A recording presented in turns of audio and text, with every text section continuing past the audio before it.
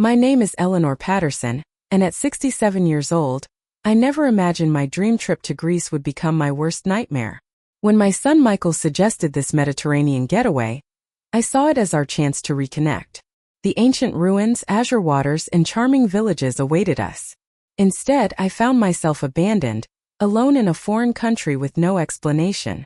Little did I know that his sudden disappearance would lead to the most transformative journey of my life. Before I share my story, let me know where you're watching from and hit that like and subscribe button if you've ever trusted someone who betrayed you. Life hadn't always been this complicated between Michael and me. After losing my husband Robert to a sudden heart attack 10 years ago, I settled into a quiet life as a retired high school English teacher in our small Connecticut town. Our modest home held 35 years of memories, where we raised our only son, celebrated countless milestones, and weathered life storms together. Michael had always been a bright child, sensitive and thoughtful. I still remember how he'd leave wildflower bouquets on my nightstand when I was feeling down, or how he'd read poetry aloud to me while I prepared dinner. As a teenager, he showed promising academic skills, particularly with numbers, which eventually led him to pursue finance at college.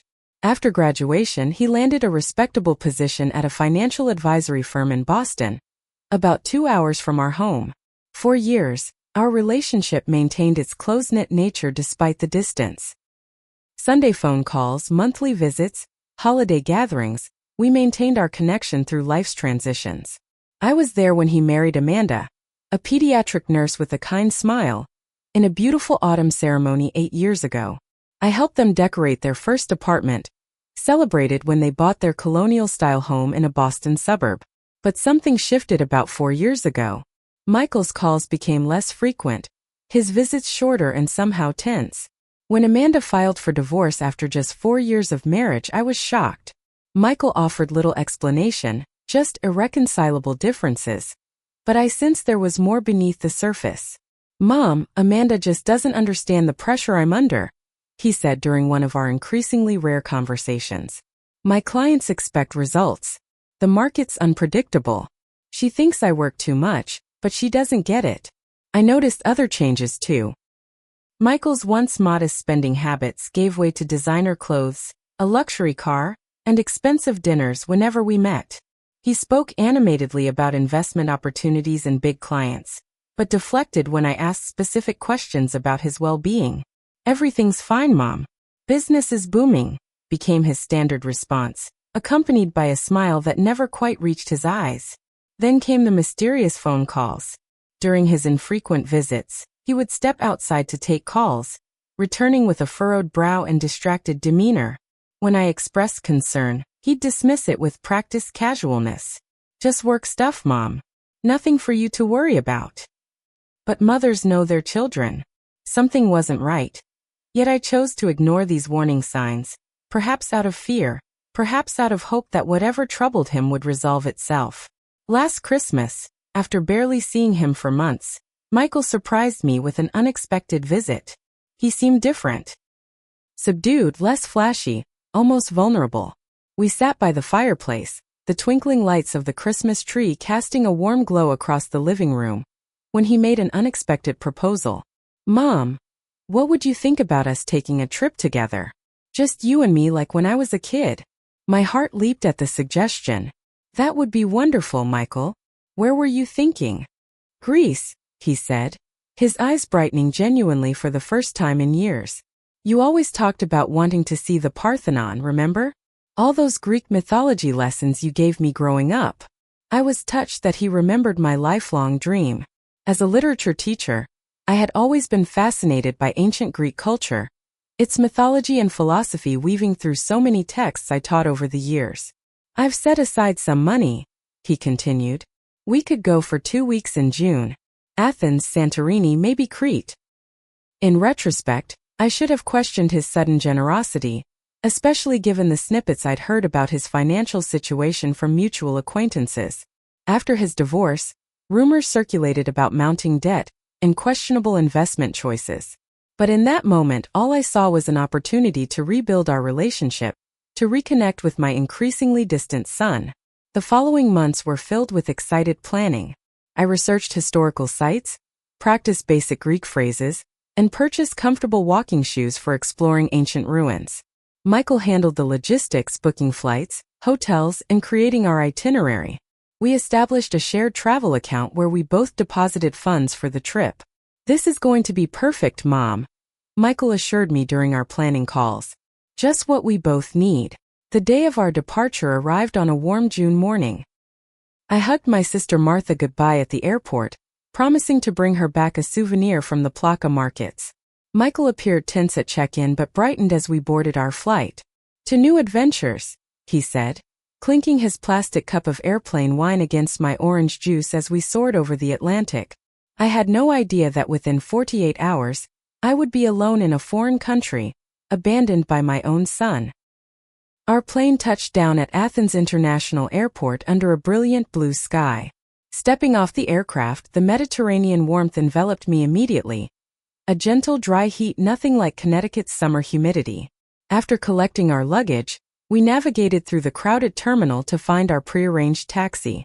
"Kalimera," our driver Kostas greeted us cheerfully. "Welcome to Athens." As we drove from the airport toward the city center, I pressed my face against the window like an excited child, drinking in my first glimpses of Greece. Modern highways gradually gave way to narrower streets lined with apartment buildings adorned with flowering balconies.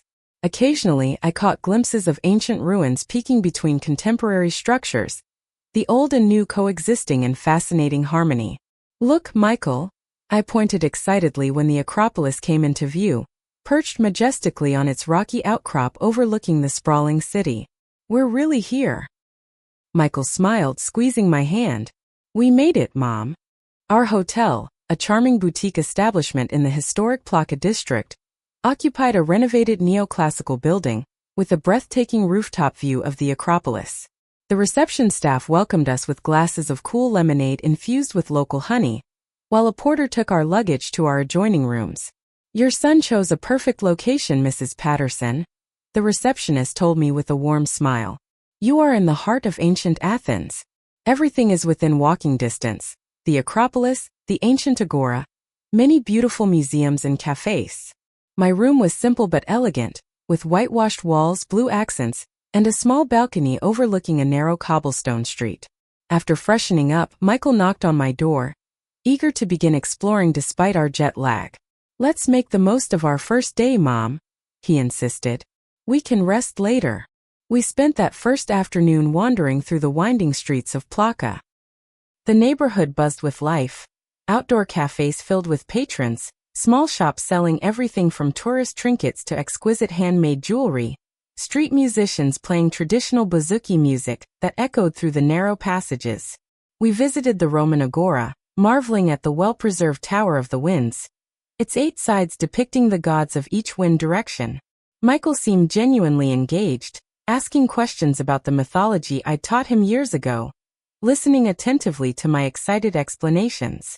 As the afternoon sun began its descent, casting a golden glow over the ancient stones, we found ourselves at a traditional taverna tucked away on a quiet side street. The owner, a robust man with a salt and pepper mustache, greeted us like old friends, insisting we try his family's special moussaka and homemade retsina wine. Under a canopy of grapevines, with the distant silhouette of the Parthenon visible above the rooftops, we shared the most intimate conversation we'd had in years. "I've missed this, Mom," Michael said, refilling my wine glass. "Just talking with you. I know I've been distant." "I've missed it too," I admitted.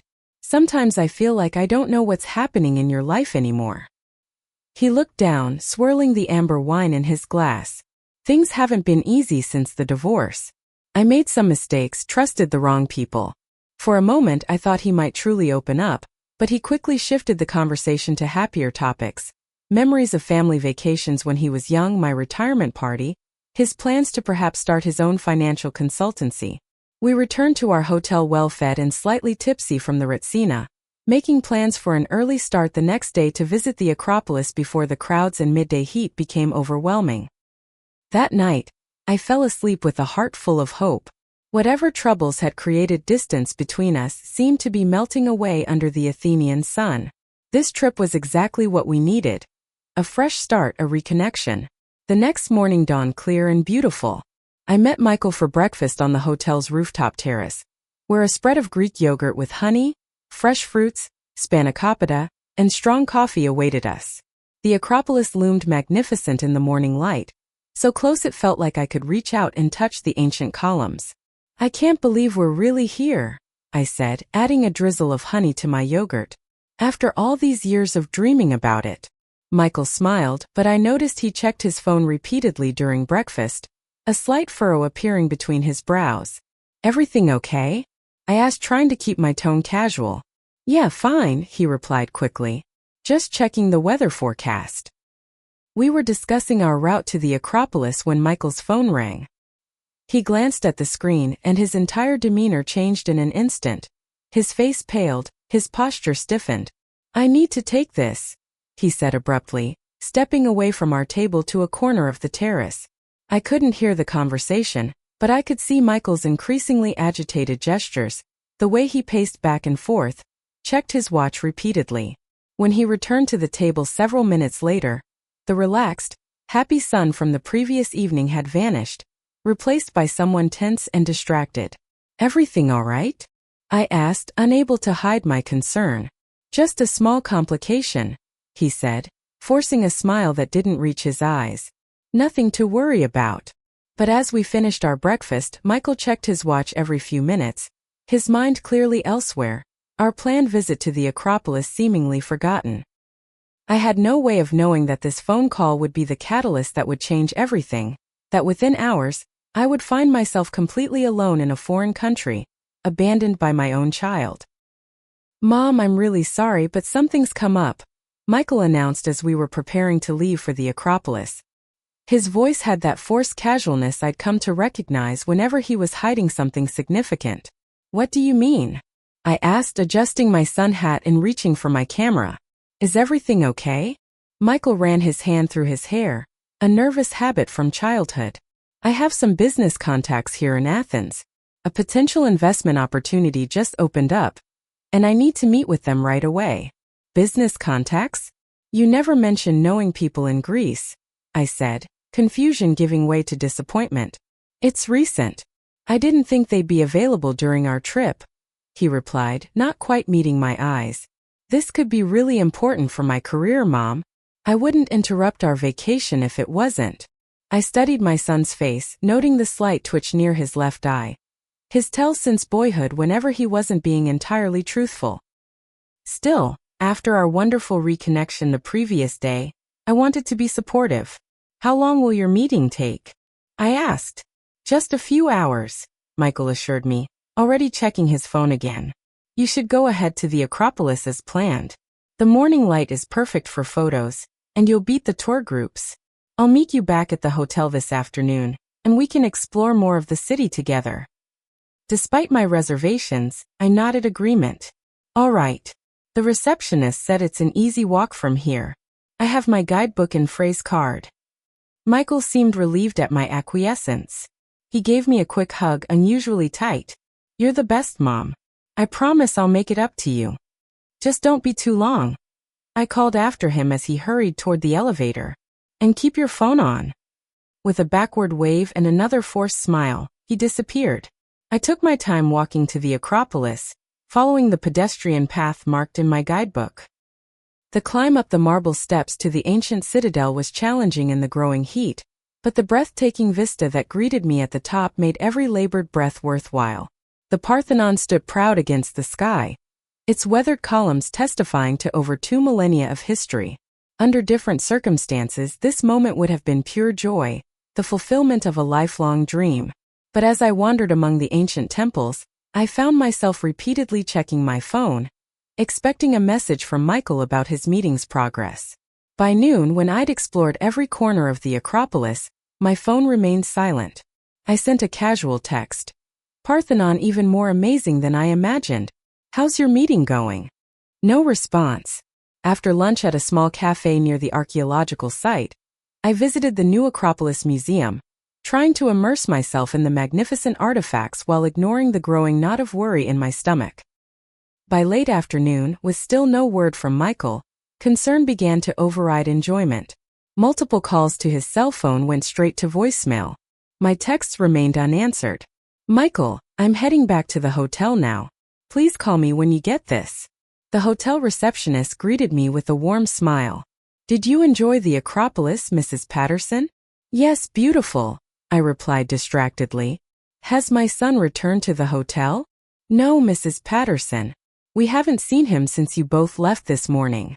Back in my room, I tried Michael's phone again. Nothing. I paced the small space, watching the Acropolis transform from honeygold to deep amber as the sun began to set. 6 hours had passed since Michael's quick meeting began. By 8 o'clock that evening, with darkness fallen over Athens and still no word, my worry morphed into genuine fear. This wasn't like Michael, even with our recent estrangement. Something must be wrong. I approached the front desk again, my anxiety evident enough that the night manager, Dmitri, came to speak with me personally. Mrs. Patterson, perhaps your son has simply lost track of time, he suggested kindly. Athens has many distractions, especially for a young man. He would have called, I insisted. Something might have happened to him. Dmitri hesitated. If you are truly concerned, we can contact the tourist police. But they will likely tell you to wait 24 hours before filing a missing person report. I returned to my room and spent a sleepless night alternating between calling Michael's phone, checking my email, and standing on the balcony watching the quiet street below, irrationally hoping to see his familiar figure approaching the hotel. Morning came with still no contact. I skipped breakfast, unable to stomach food. When I asked the hotel staff to check if Michael had returned to his room overnight, their response confirmed my worst fears. Not only had he not returned, but his luggage and personal belongings were gone. Perhaps he left early for a day trip, suggested the sympathetic receptionist. But I knew better. With trembling hands, I opened my banking app to check our shared travel account. Empty. The substantial sum we had both contributed for our 2-week stay had been withdrawn entirely the previous day, shortly after Michael received that mysterious phone call at breakfast. The reality I had been denying crashed down upon me with sickening clarity. My son hadn't disappeared. He had abandoned me. Despite the mounting evidence of deliberate abandonment, maternal instinct refused to accept that my own child would leave me stranded in a foreign country.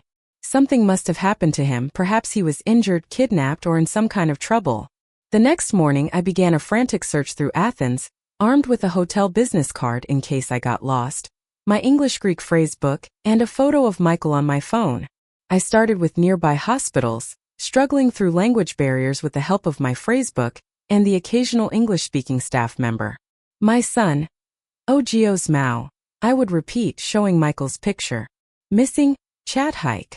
Each hospital visit ended with the same disappointing result. No one matching Michael's description had been admitted. By midday, exhausted and overheated in the June sun, I stumbled into a police station in Syntagma Square. The officer at the desk spoke minimal English, and my rudimentary Greek phrases were insufficient to explain my complex situation. After 30 frustrating minutes of miscommunication, a younger officer who spoke better English was called to assist. Your son is American citizen like you? He confirmed after hearing my story. Yes, we arrived 2 days ago for vacation, I explained. And all his belongings are gone from hotel? And money also gone. The officer's expression shifted subtly from concern to skepticism. Yes, but that doesn't make sense. He wouldn't just leave me here, I insisted, though the conviction in my voice was fading. The officer exchanged glances with his colleague before responding gently. Mrs. Patterson, I understand your concern, but this does not sound like kidnapping or accident. This sounds like voluntary departure. His words stung like a physical blow. He's my son, I whispered. We will file report, the officer assured me. But I suggest you also contact your embassy. They can assist American citizens in difficulty. The American embassy, located in a modern building behind imposing security barriers, provided my first real assistance. After explaining my situation to a sympathetic consular officer named Brenda, I was guided through filing an official missing person report and advised on my options. I'll be honest with you, Mrs. Patterson, Brenda said, her Texas accent incongruous in this international setting. Based on what you've told me, the withdrawn funds, the missing luggage. This doesn't follow the pattern of a typical disappearance. Have you had any financial disagreements with your son recently? No, I answered, then hesitated. At least I don't think so. We've been somewhat distant these past few years. Do you have sufficient funds to support yourself or return home? She asked. I did a quick mental calculation. I had brought about $800 in spending money separate from our shared travel fund, plus my credit card with a $5,000 limit.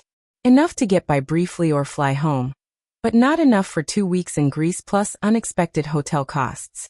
I have some resources, I acknowledged, but I can't just leave without knowing what happened to Michael. Brenda nodded sympathetically. I understand. We'll keep your case active, but I recommend you also reach out to friends or family who might have heard from him.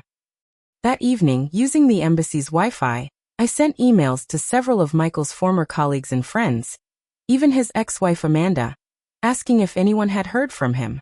I also contacted my sister Martha back home, though I couldn't bring myself to explain the full situation, instead claiming Michael had extended his business meetings, and we were temporarily separated. The following days established a grueling pattern. Mornings spent checking with the police and embassy for updates. Afternoons walking through different neighborhoods of Athens, showing Michael's picture to shopkeepers and restaurant owners, hoping someone might have seen him. Evenings alone in my hotel room, making increasingly desperate phone calls and sending unanswered messages. The physical toll was immense. At 67, traversing Athens' steep, uneven streets under the relentless Mediterranean sun left me exhausted and dehydrated. One afternoon, after hours of fruitless searching, I collapsed into a chair at a small cafe in Monastiraki, tears of frustration and exhaustion flowing freely. Nero Paracalo, I managed to request water from the server, a young woman with kind eyes who took one look at my state and returned not just with water but also a small plate of cookies and a sympathetic expression. You are okay, Kyria? She asked in accented English. Something about her simple kindness broke through my remaining composure. Between sobs, I found myself explaining my situation to this stranger, showing her Michael's photo, detailing my increasingly desperate search. My son, I concluded. I don't understand why he would do this. The server, Sophia, listened attentively before responding. I am so sorry, Kyria. This is a very difficult situation. She hesitated, then added gently, but perhaps your son has problems you do not know about? This happens sometimes. Her perspective, coming from a neutral observer, forced me to confront possibilities I had been avoiding. What if Michael was in some kind of serious trouble that I knew nothing about? What kind of desperate circumstances would lead a son to abandon his mother in a foreign country? When I returned to my hotel that evening, Maria, the compassionate front desk employee who had been helping me navigate communication challenges, approached with a concerned expression. Mrs. Patterson, I must speak with you about your room, she said quietly. Your reservation was for 2 weeks, paid in advance, but... She hesitated. But what? I prompted, though I suspected what was coming. The payment has been reversed. The credit card company says the charge was disputed by the cardholder. The implications hit me like a physical blow. Not only had Michael emptied our shared travel account, but he had also canceled the hotel payment, effectively leaving me without accommodations in a foreign country. Maria must have seen the devastation on my face. Do not worry tonight, she assured me quickly. You can stay in your room while we figure this out. I will speak with the manager. Back in my room, I finally allowed myself to accept what all evidence had been suggesting. This was not a disappearance or an emergency.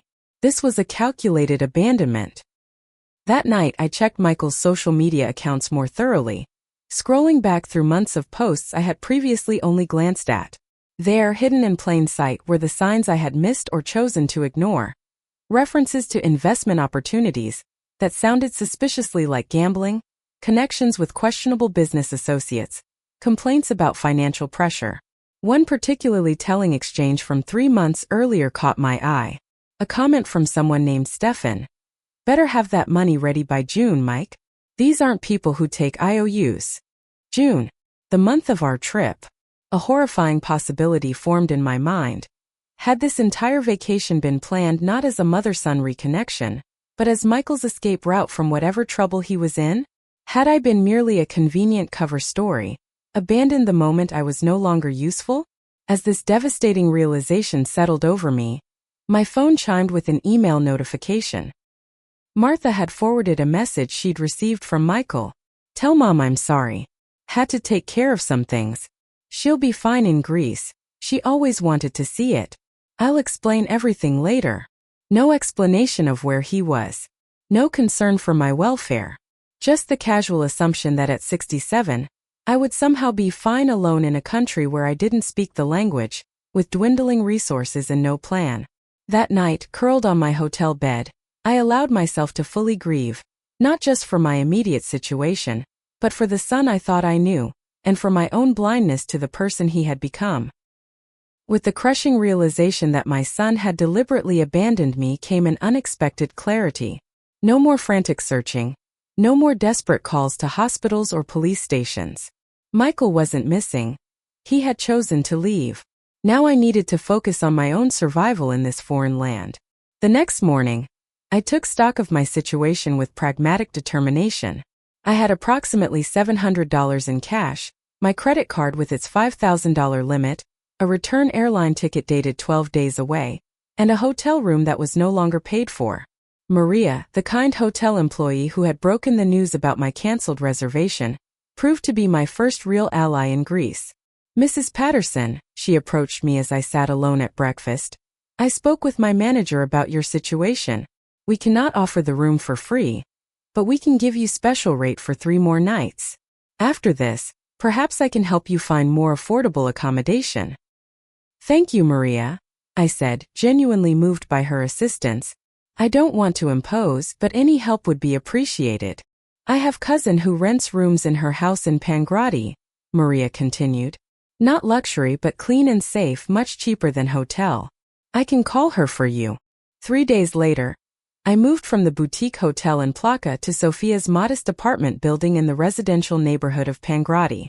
My new accommodation was a small but clean room with a shared bathroom, costing less than a third of the hotel's special rate. Sophia, a widow in her 70s with limited English but unlimited warmth, welcomed me with strong Greek coffee and homemade koularakia cookies.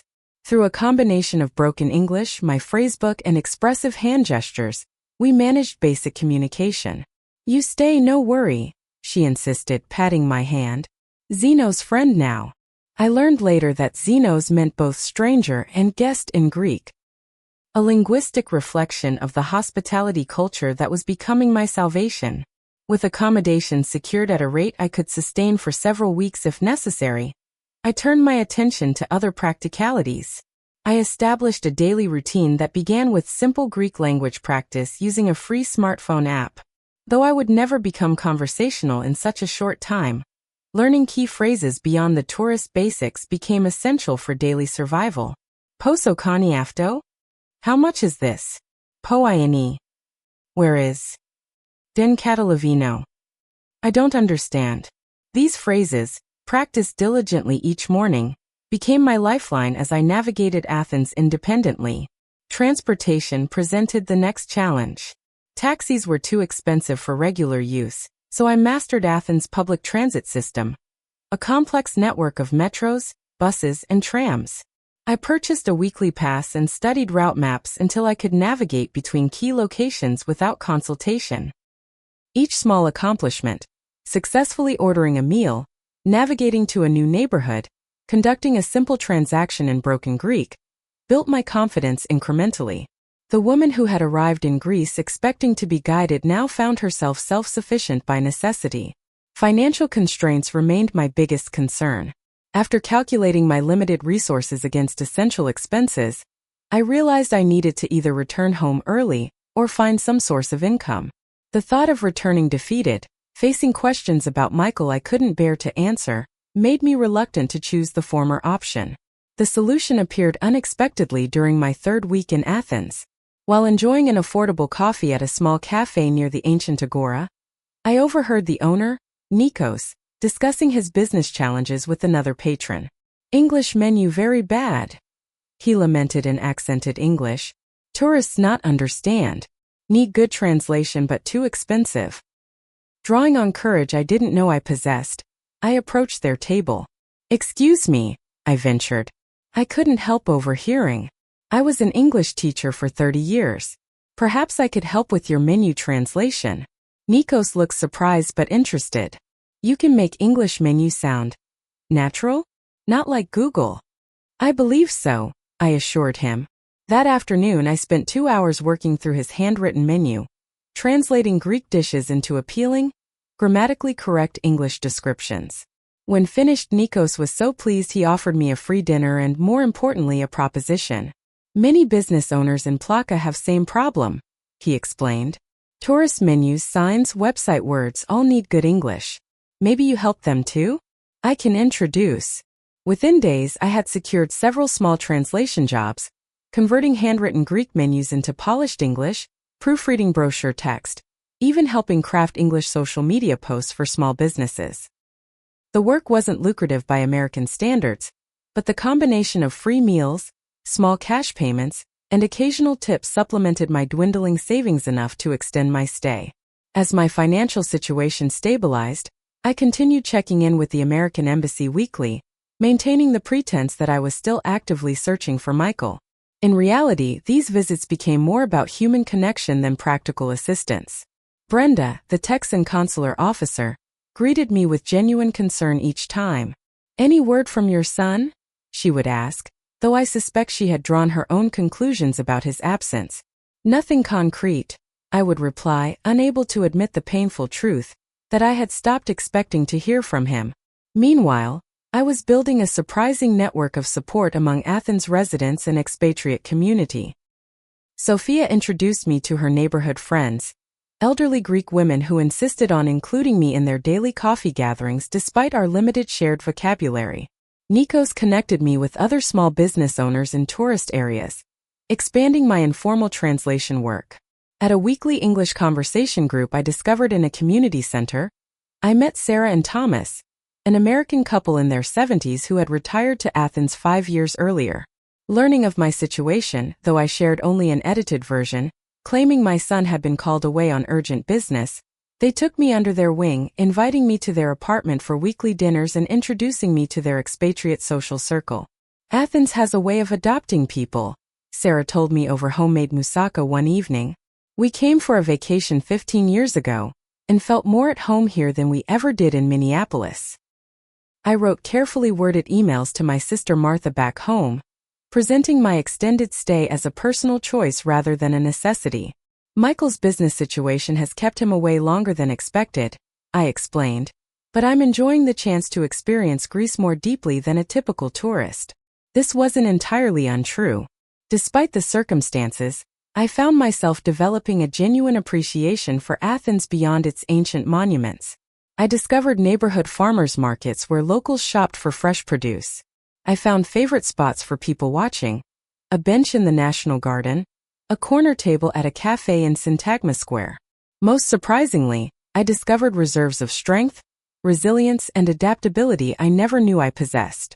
The woman who had hesitated to travel without her son's guidance now navigated Athens confidently, conducted business transactions in simple Greek phrases, and built a life, however temporary, in a foreign city.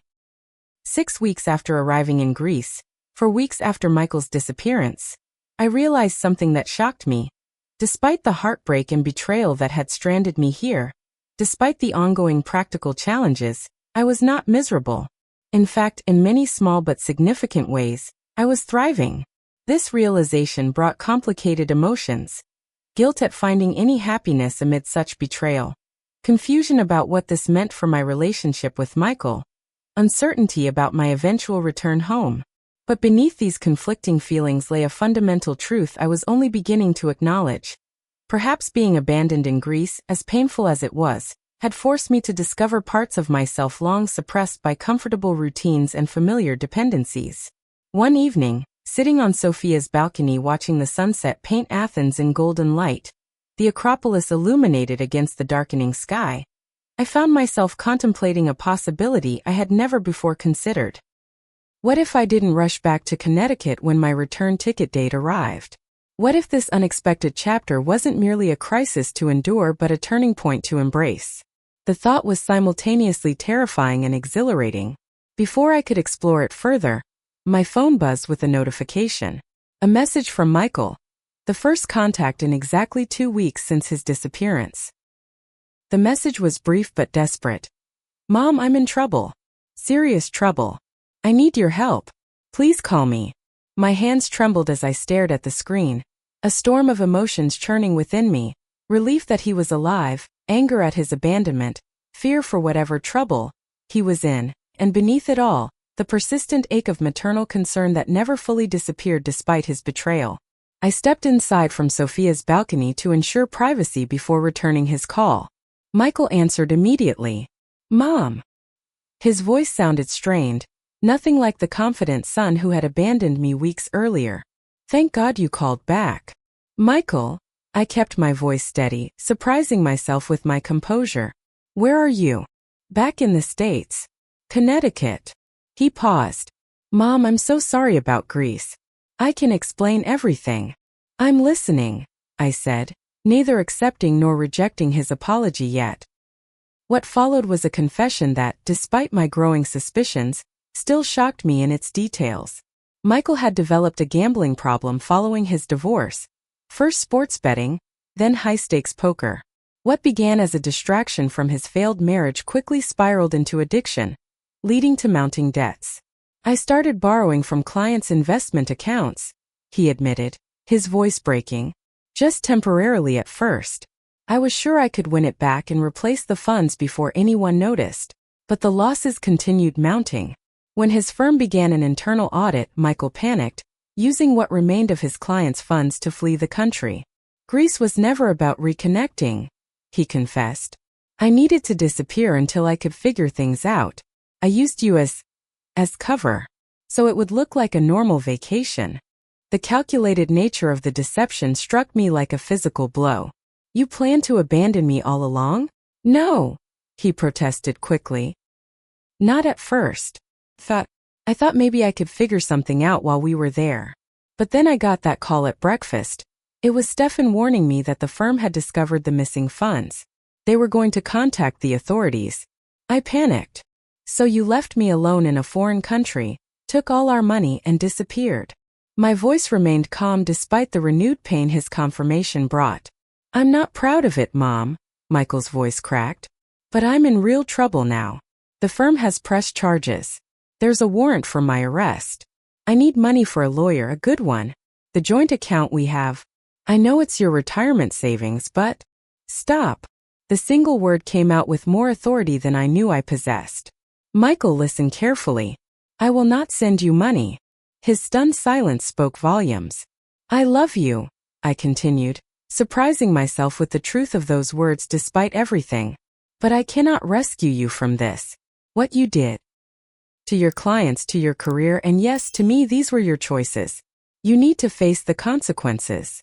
"Mom, please, you don't understand." "I understand perfectly," I interrupted. A lifetime of deference to others suddenly replaced by clarity and resolve. "I understand that you stole from people who trusted you. I understand that you used your mother as a convenient prop in your escape plan. I understand that even now your primary concern is how I can help you, not how I've managed to survive alone in Greece for the past month." His breathing on the other end of the line was the only indication he was still there. "Michael, I didn't raise you to be this person," I continued, grief and determination mingling in my voice. "I've spent weeks searching for explanations, blaming myself, wondering where I went wrong. But your choices are your own. And now you need to make better ones." "What am I supposed to do?" he asked, desperation evident.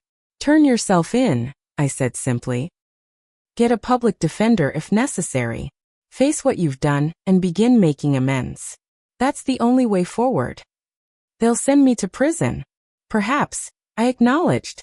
"But running has only made everything worse. It's time to stop running, Michael." Our conversation continued for another 30 minutes. Him cycling through anger, bargaining, and finally a resigned acceptance that I would not be his financial savior. Before ending the call, I asked the question that had haunted me for weeks. Why Greece? Of all places, Why bring me here before abandoning me? His answer revealed perhaps the only sentiment that wasn't entirely self-serving in his plan. Because you always wanted to see it, he said quietly. You talked about Greece my entire childhood. I thought at least you'd be stranded somewhere you loved. After we hung up, I sat motionless in my small rented room, processing everything. The confirmation of Michael's betrayal brought fresh pain, but also an unexpected sense of closure.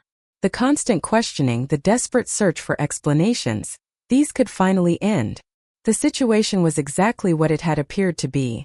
My son had used me, abandoned me, and now wanted to use me again. The next morning, I visited the American Embassy for what I decided would be the last time. I asked to speak with Brenda, the consular officer who had been assisting me. I heard from my son, I told her without preamble. Her expression showed genuine relief. That's wonderful news, Mrs. Patterson. Is he okay? Where has he been? I took a deep breath. He's back in the United States. And no, he's not okay. He's in legal trouble. I proceeded to explain the situation in full, the embezzlement, the planned abandonment, his request for money to avoid consequences. Brenda listened without judgment, then asked, "What do you plan to do now?" "Two things," I replied with newfound confidence.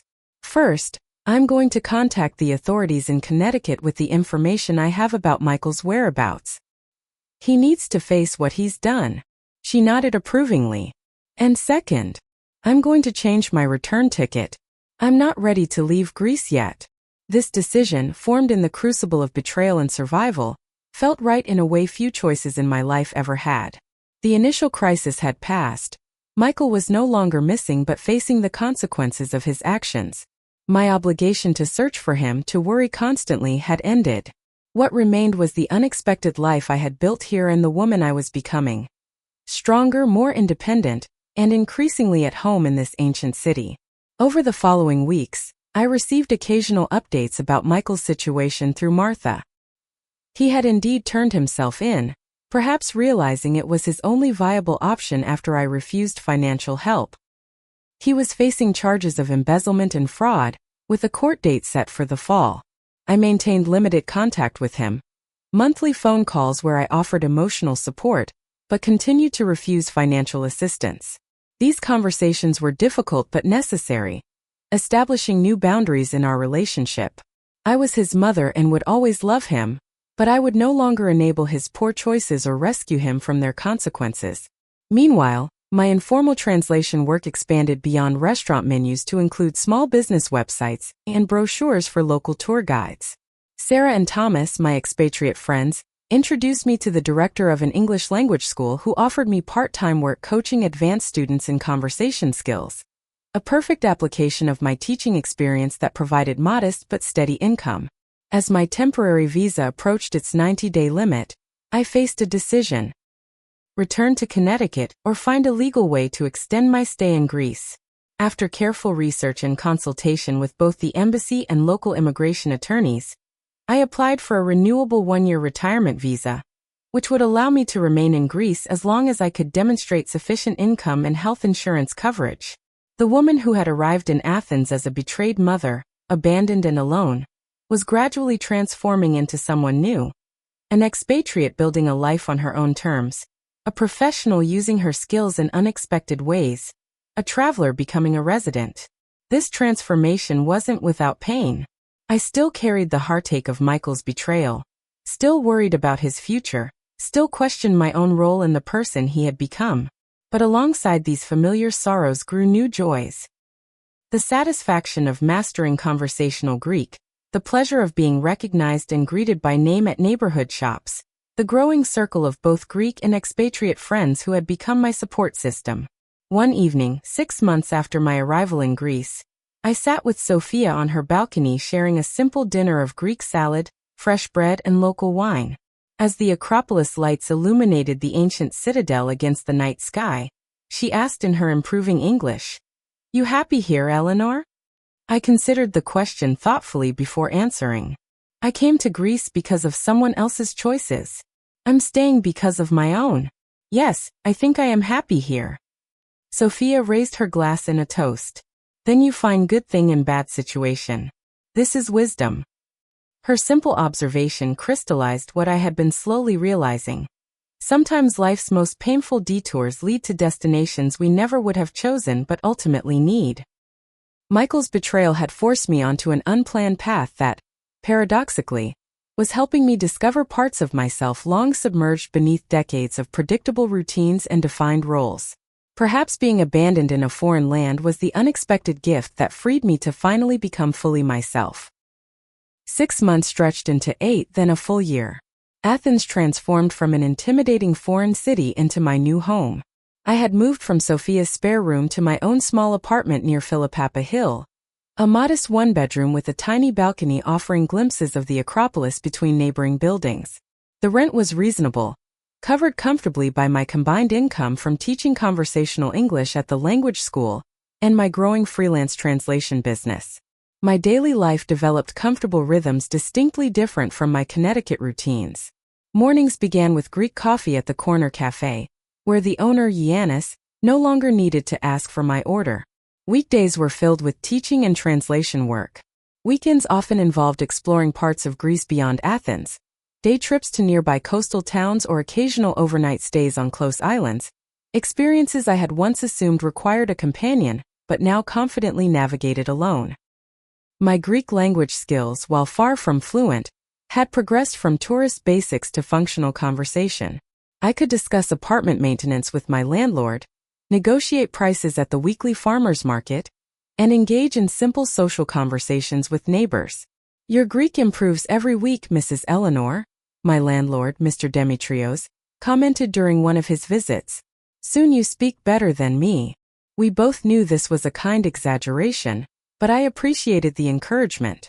At 68, language acquisition didn't come easily, but the necessity of daily use had forced progress I might never have achieved in a classroom setting. Meanwhile, across the ocean, Michael's legal situation had unfolded much as expected. He had pleaded guilty to reduced charges of embezzlement and securities fraud, receiving a 3-year sentence with the possibility of parole after 18 months. Through monthly phone calls and occasional letters, I maintained connection without enabling, offering emotional support while repeatedly emphasizing the importance of taking responsibility for his actions. "The prison has a good counseling program for gambling addiction," he told me during one call. "I've been attending sessions twice weekly." "I'm proud of you for doing that work, Michael," I responded, genuinely pleased at this evidence of growth. "That takes courage." "I've had a lot of time to think about everything," he continued, "about what I did to those clients. And to you. I don't know if you can ever forgive me, Mom." These conversations were never easy, but they reflected a slowly evolving relationship, one based on more honest communication than we'd had in years, perhaps ever. Michael's circumstances had stripped away his ability to maintain the facade of success and control that had characterized our interactions before Greece. My circumstances had eliminated my tendency to enable and excuse his behavior. In the painful space between these changed positions, something more authentic was gradually emerging. 13 months after Michael's abandonment, as Athens moved from winter into early spring, I received an unexpected email from his lawyer. Michael was being released on parole in 2 weeks. He had complied with all requirements of his sentence, participated consistently in counseling, and demonstrated model behavior. The parole board had agreed to his early release with continued supervision. In a subsequent phone call, Michael shared surprising news. "I'm coming to Greece, Mom, to see you." My immediate reaction was complex. Joy at the possibility of reunion mixed with apprehension about revisiting painful memories. "Are you allowed to travel internationally on parole?" "My lawyer arranged special permission," he explained. "It's conditional on me returning within 2 weeks and checking in with my parole officer immediately upon return. I need to see you in person, Mom. There are things I need to say that can't be said over the phone." 2 weeks later, I stood nervously at Athens International Airport, watching arriving passengers stream through the security gates. When Michael finally appeared, I barely recognized him. Gone was the expensively dressed financial advisor with the confident stride. This Michael was thinner, simply dressed in jeans and a button-down shirt, with a humility in his bearing that seemed entirely new. When he spotted me, his pace quickened. We stood facing each other for a moment before he dropped his small duffel bag and embraced me with unexpected intensity. "Mom," he whispered, his voice breaking. "I'm so sorry." We drove to my apartment in relative silence, the weight of our history and the surreal nature of this reunion making casual conversation impossible. As we entered my modest home, Michael looked around with genuine interest. "It's nice," he said sincerely. "It feels like you." "It's small, but it's enough," I replied, preparing Greek coffee the way Sophia had taught me. "I've learned I need less than I thought." Over the next few days, we carefully reconstructed our relationship through long conversations, shared meals, and walks through my adopted city. I showed him my favorite spots: the quiet corner of the National Garden where I read on Sunday afternoons, the family-run taverna where I was welcomed like a regular, the language school where I taught 3 days a week. "You've built a real life here," Michael observed as we sat at a cafe overlooking the ancient agora. "You seem different. More confident." "I am different," I acknowledged. "Being abandoned in a foreign country will do that to a person." I said this without bitterness, simply stating a truth we both recognized. Michael winced but nodded. "I keep trying to imagine how terrified you must have been those first days." "I was," I confirmed. "But fear eventually gives way to action when there's no alternative. You either collapse or you adapt." I chose to adapt. On his third evening in Athens, as we shared a simple dinner on my small balcony, Michael finally addressed what he'd come to say. "I've rehearsed this conversation 1,000 times in my cell," he began, setting down his fork. "Nothing I say can undo what I did to you. I betrayed you in the worst way a son could betray his mother. I used your love and trust against you. I abandoned you when you were vulnerable, in a place where you knew no one and didn't speak the language." I listened silently, allowing him the space to continue. "The gambling addiction explains some of my choices, but it doesn't excuse them," he continued. "In prison, I've had to face who I've become. Not just what I did to my clients, but what I did to you. I don't expect forgiveness, Mom. I just need you to know that I understand the magnitude of what I did, and I will spend the rest of my life trying to be a better man than the one who left you here." The raw honesty in his words touched me deeply. "I appreciate that, Michael. I really do. I'd like to make financial amends," he added, "when I'm allowed to work again." I raised my hand to stop him. "That's not necessary. I don't need your money. But I took your savings, the travel account. And in doing so you gave me something unexpected," I interjected. "You forced me to discover strength I never knew I had. I'm not saying what you did was right, it wasn't. But I've made peace with it. I've built a life here that I value." Michael looked at me with new understanding. "You're not coming back to Connecticut, are you?" "I'll visit," I assured him. "Martha would never forgive me if I didn't come for holidays occasionally. But no, Greece is my home now." The remainder of Michael's visit evolved into something neither of us could have anticipated. A genuine opportunity to know each other as the people we had become, rather than clinging to outdated versions of mother and son. He accompanied me to my English classes, meeting my students and colleagues. I introduced him to my circle of friends, both Greek locals and fellow expatriates. We even revisited the hotel in Plaka where our journey had begun so traumatically, having a quiet lunch on the same rooftop terrace where he had received that fateful phone call. "I was so scared that morning," he admitted as we gazed at the Acropolis. "I convinced myself I had no choice but to run." "There's always a choice," I replied gently. "But the path of facing consequences is usually harder in the short term, even if it's better in the long run." On Michael's final evening in Athens, we walked along the coast at Piraeus, watching ships coming and going in the harbor as the sun set over the Saronic Gulf. "What happens now?" he asked. "With us, I mean." I considered his question carefully before answering. "We continue healing, I suppose.